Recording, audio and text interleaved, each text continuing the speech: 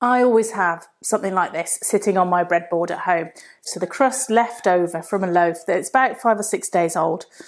And because I'm always experimenting with bread and making new bread, I always end up with some of this sitting on my breadboard that's gone stale. It's beyond toasting even.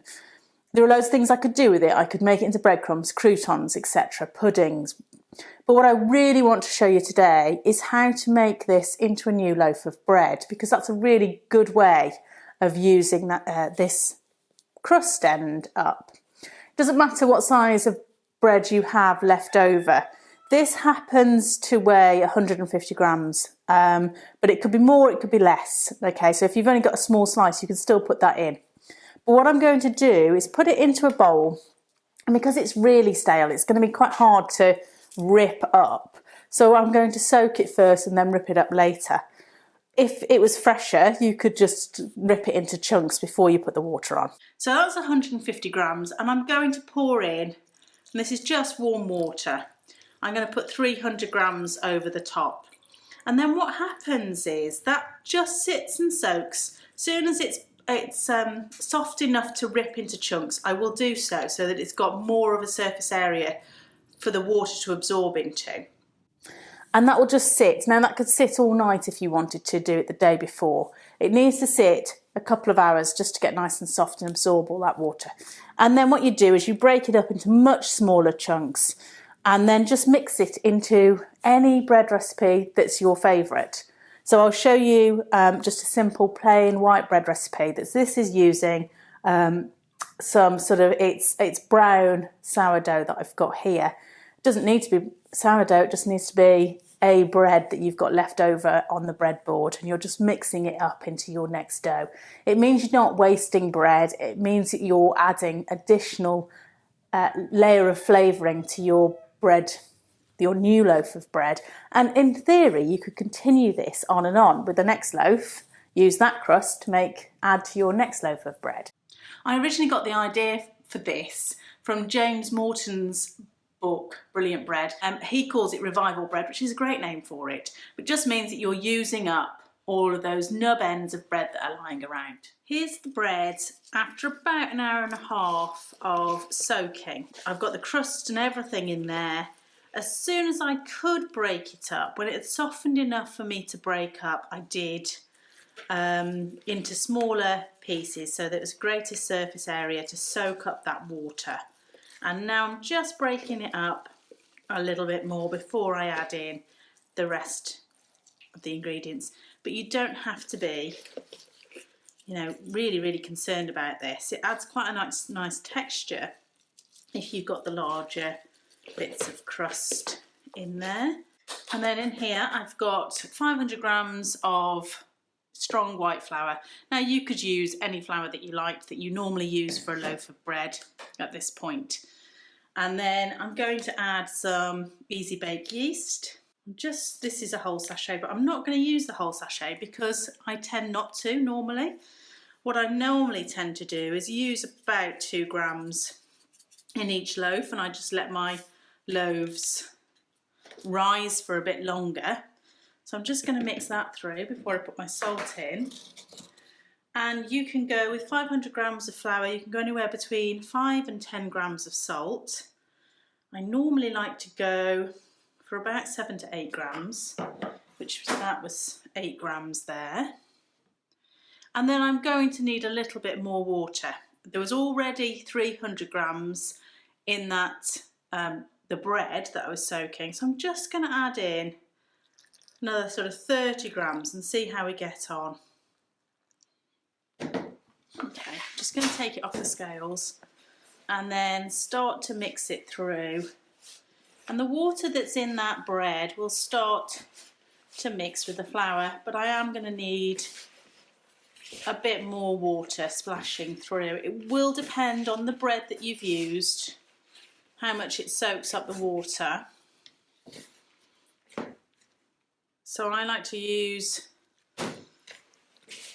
rather than the weighing technique, just splash in as much water, I'm making a mess, as I think the dough needs. What I'm doing is I'm using my hand like a claw but also squeezing the dough. So I'm squeezing that water out of that bread and into the flour. Squeezing the dough so that I'm making sure there's no dry bits.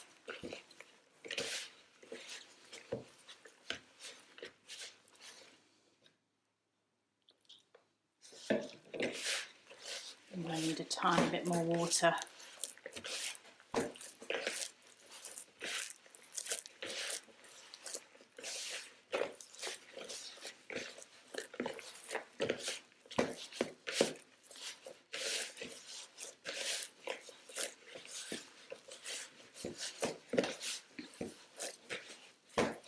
So I would say I've probably added another 250 grams of water into here.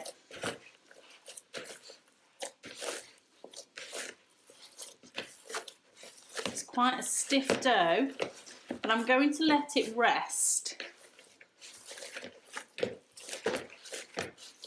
And then when I come back to it after it's rested, it may need a little bit more water or it may not, because the water that was in that bread will start to hydrate the flour that I've added.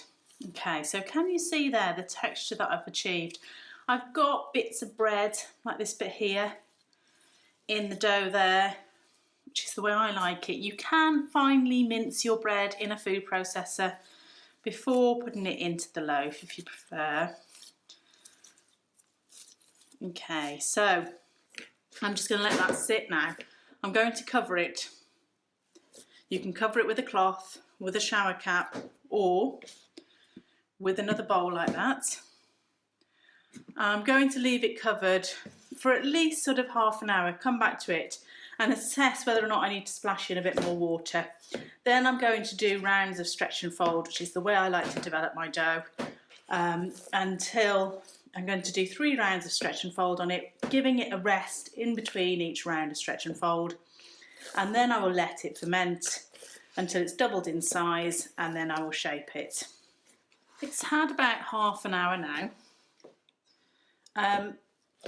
I'm just going to add a touch more water. I just prefer my bread just to be a little bit more moist than that.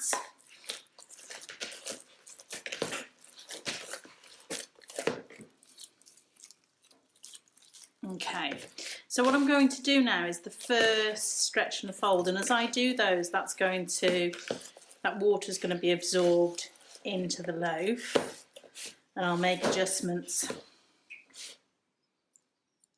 as I go.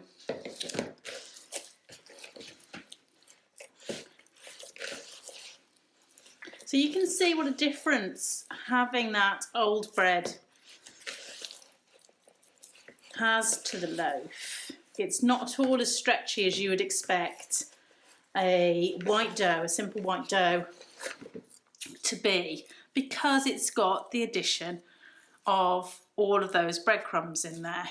So it almost makes it a little bit like a wholemeal loaf, but it'll be deliciously tasty once it's done. So I'm just going to add a tiny bit more.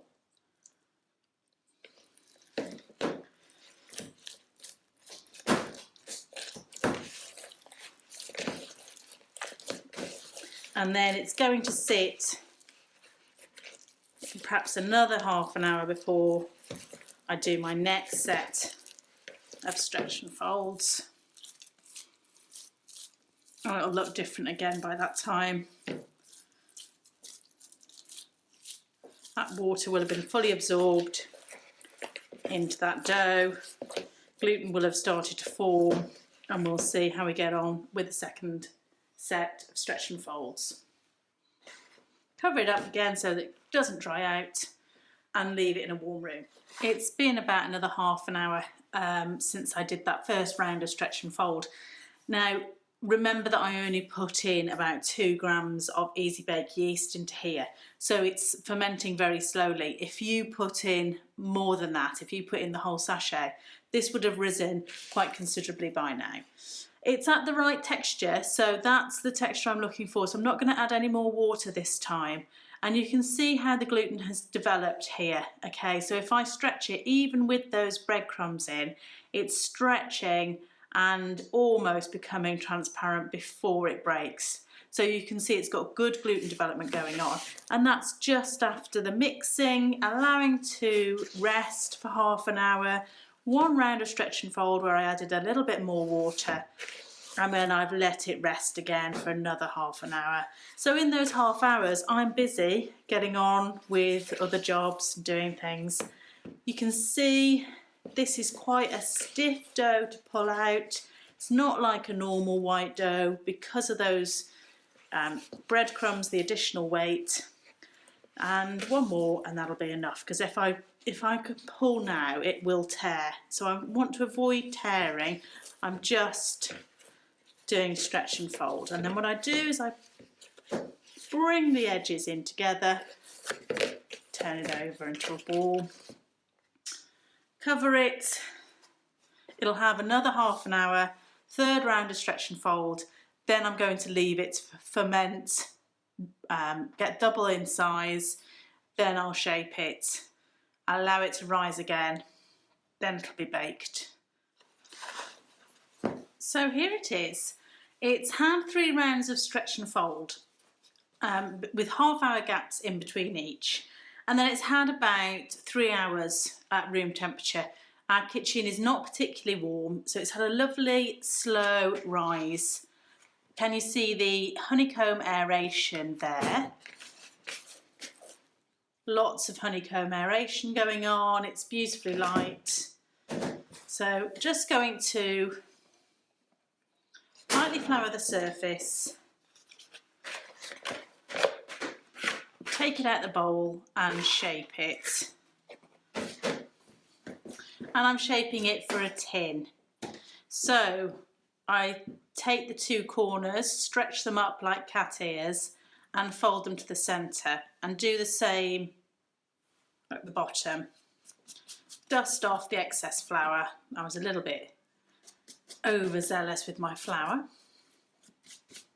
Okay, and at this point I'm going to take those 2 sides in and then roll it down. Make sure it feels nice and tight with plenty of surface tension. I've got an oiled loaf tin, pop that in there, cover it with the cloth. It's going back into the room temperature.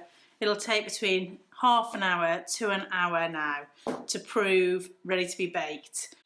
The oven will be heated to 220 degrees centigrade, gas mark 7, 425 degrees Fahrenheit.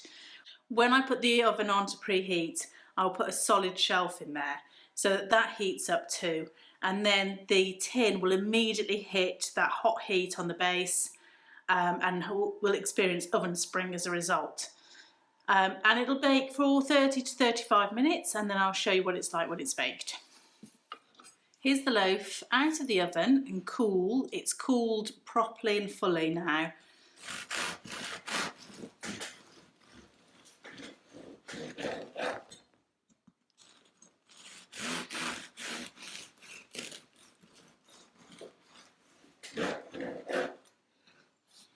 And there you can see, so it's a simple white dough with the addition of the last crust of bread from the last loaf that I made. And if you can just see the slight, looks a little bit like a granary loaf. Yeah, there you go, give it a go yourself.